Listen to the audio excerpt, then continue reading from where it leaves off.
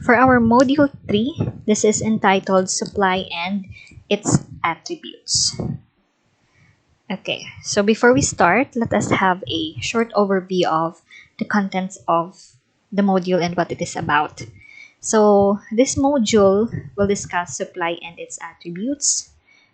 You students will be learning the basics of supply as an important aspect in economics. So the topics that will be included are the supply and its determinants, law of supply, supply curve, and the supply elasticity. For the learning outcomes, so at the end of this module, you should be able to differentiate stock from supply, identify the factors on which supply depends, explain the law of supply, and calculate the elasticity of supply. Okay. For the indicative content, so as mentioned earlier in the overview, so we will discuss supply and its determinants, law of supply, supply curve, and elasticity.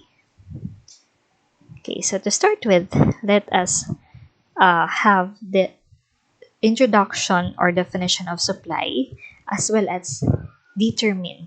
Okay, what are the specific determinants for this aspect in economics? Okay, so when we say supply, basically this is a fundamental economic concept that describes the total amount of a specific good or service that is available to the consumers. So this is basically what are the manufacturers or sellers are providing, okay, to the consumers for them to buy.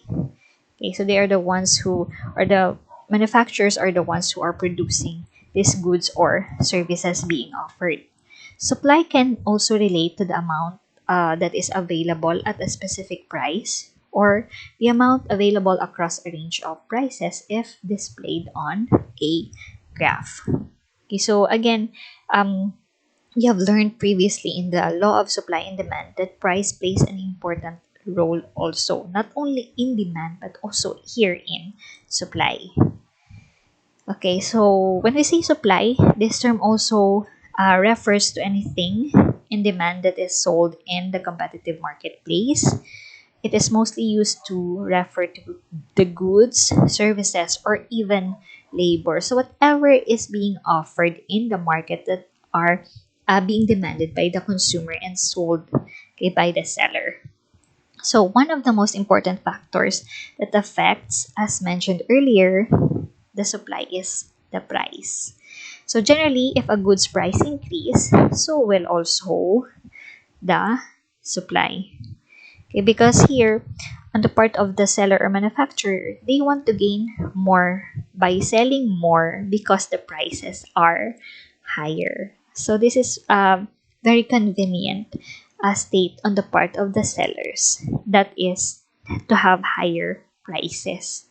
So the price of the related goods and the price of the inputs, which includes the energy, raw materials, and labor, also affects the supply aside from the price because here they also contribute to the increasing overall price of the goods sold. So basically, the inputs are the main ingredient of creating and producing those goods and services. So they are very important basis also for setting the prices of these supplies.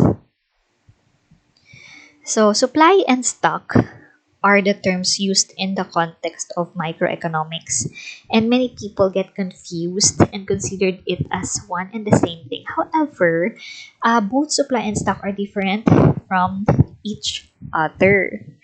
Okay, so when we say supply, this is actually the goods or services that is being demanded by the consumers and being sold by the sellers or manufacturers.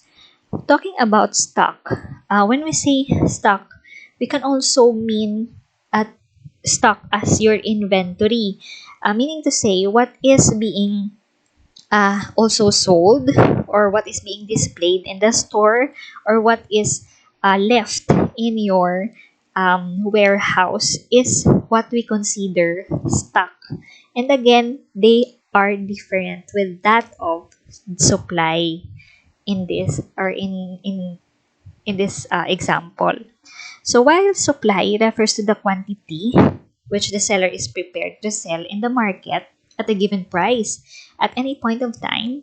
Stock, on the other hand, refers to the total available quantity with the seller at any given point of time. So this is actually the other words of what we have mentioned a while ago. Okay, the difference between supply and stock. So supply can be increased and decreased depending on the price prevailing in the market. Okay, so basically you have learned that in the law of supply and demand, okay, with the effect of increasing or decreasing prices, so what will happen to the supply?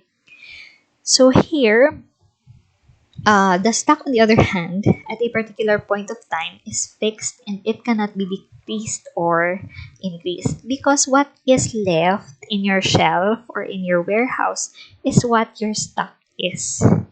Okay. So in other words, supply is dependent on the price while the stock does not. Supply can be equal to or less than the stock, but it cannot be greater than the stock because stock can actually determine the capacity of the seller of uh, how much they can supply. So no matter what a price is the market willing to pay, you cannot increase the stock, okay, unlike the supply. Okay, for the determinants of supply. So the first one is cost of production. So here, cost of production will depend on the factors also of the price of the raw materials being used, the rent, if for example the facility is being rented, the interest on the capital being invested, the cost of machinery, payments to human resources or their wages and salaries, and transportation charges. So, mean to say, cost of production are the expenses that the manufacturer incurred in paying for the input, okay, to create the good or service. If the cost of production is high, normally supply will be lower, especially if the manufacturer cannot afford to purchase or buy those inputs for production. Okay, because again, prices of these inputs are higher. Okay, the next determinant of supply is the state of technology.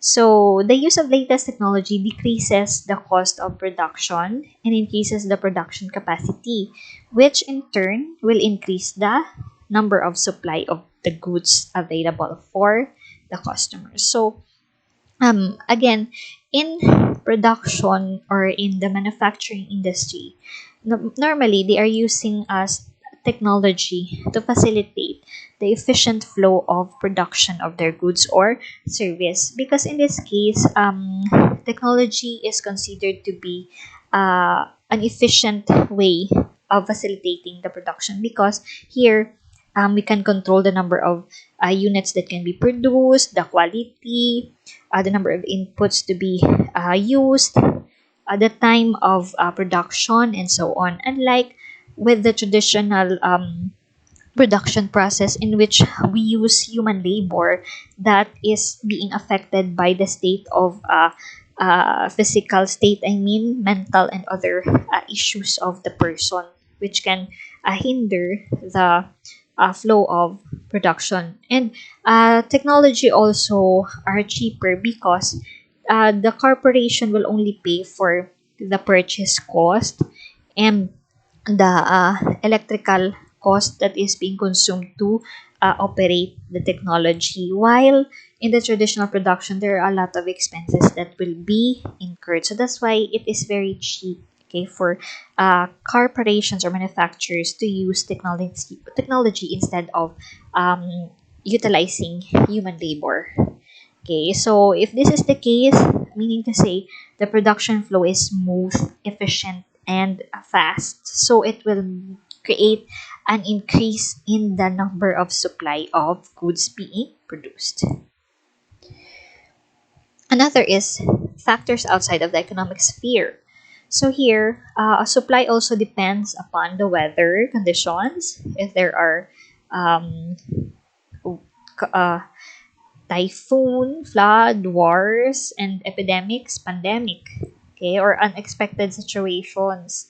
So these factors should not arise. If they arise, they affect, or they will certainly affect the supply directly or indirectly. So if you could notice in the start of this pandemic, okay, the basic necessities of um, human, like food, water, and medicine, okay, and others have decreased, or the prices of the goods have increased because there are a lot of demand.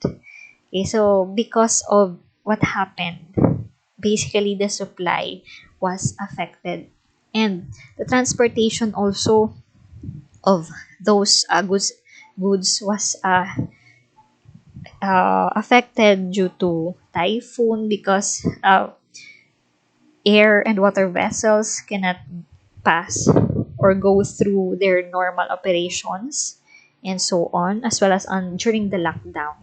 Okay, so again, these factors outside of the economic sphere basically has a great effect on the supply of the goods.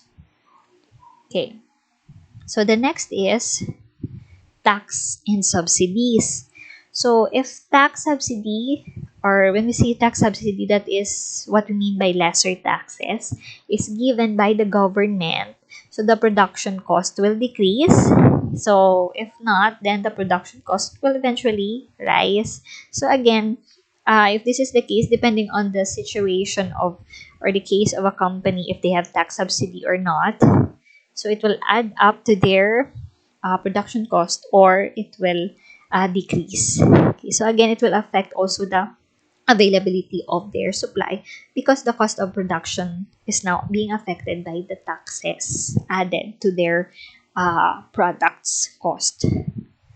Okay, another determinant of supply is um, the number of sellers.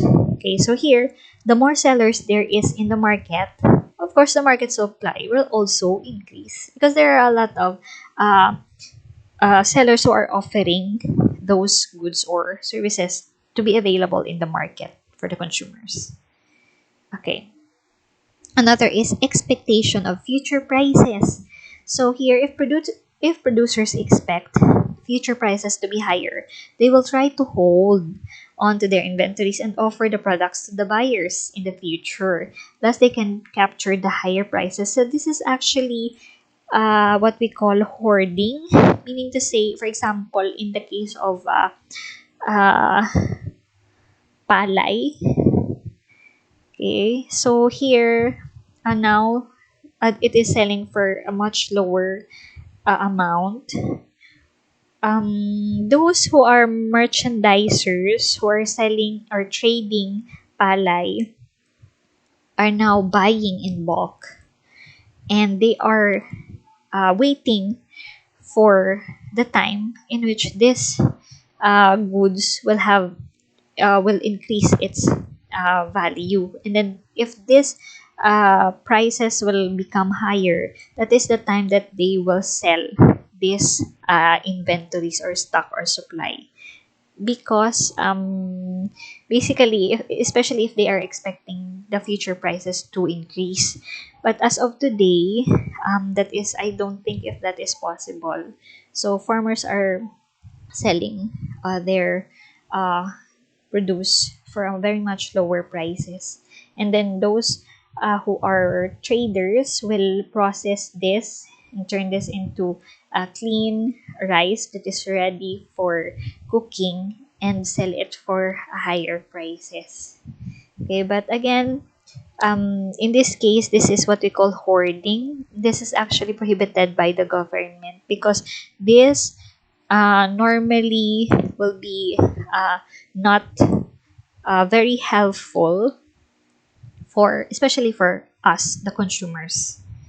Okay, so that are the different determinants of supply. Okay, so the next part of this module is about the law of supply. Actually, you already know this. Okay, this is part of the law of supply and demand that we have discussed before. Okay, so of course here, when the prices are high, okay, the supply will be higher because, as mentioned earlier, the sellers are very happy if they will sell their products at a very high prices. However, on the part of the consumers, they will have to buy less, especially if they cannot afford the high price for that supply. Okay, and then on the other hand, if the price is low, of course, again, hoarding will take place. So the merchandisers, the sellers will hold their inventories and not sold their supplies and wait until the price will become higher. So in this case, since the prices are low, so the supply will also be lower because no sellers are happy if they will sell their products at a very low price. Okay, so this is simply what we call the law of supply on the part of the sellers and manufacturers. Okay, so the next is the supply curve. Okay, so here, supply curve in economics is a graphic representation of the relationship between the product price and the quantity of the product that a seller is willing and able to supply. So the product price is measured on the vertical axis of the graph, and the quantity of the product supplied is reflected on the horizontal axis. Okay, so we will be plotting this information or data, okay, in the supply curve. So in most cases, the supply curve is drawn as a slope rising upward from left to right. Okay, since the product price and quantity supplied are directly related, as the price of the commodity increase, the amount of supply also increase. So meaning to say they are directly related. When one variable, which is the price, will increase, the other variable, which is the supply, will also increase. Okay, so this relationship is dependent on certain other things equal.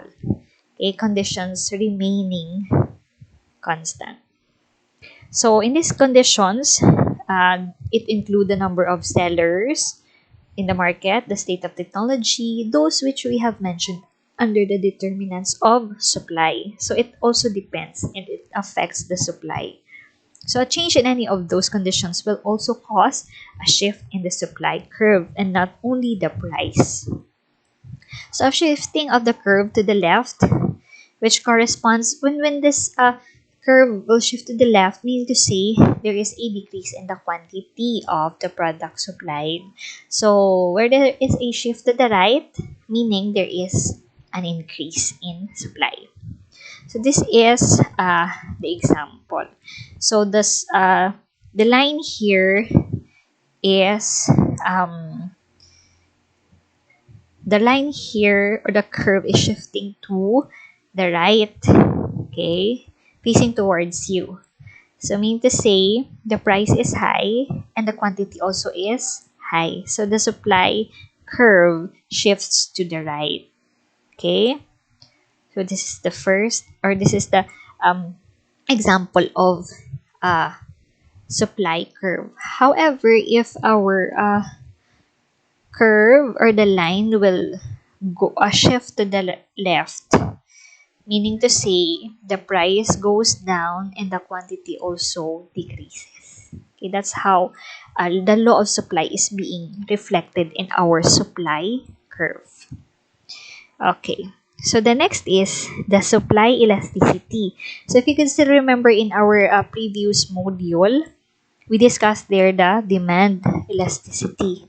So supply also has its elasticity. Okay. Okay. So the first is we have the price elasticity of supply, or PES.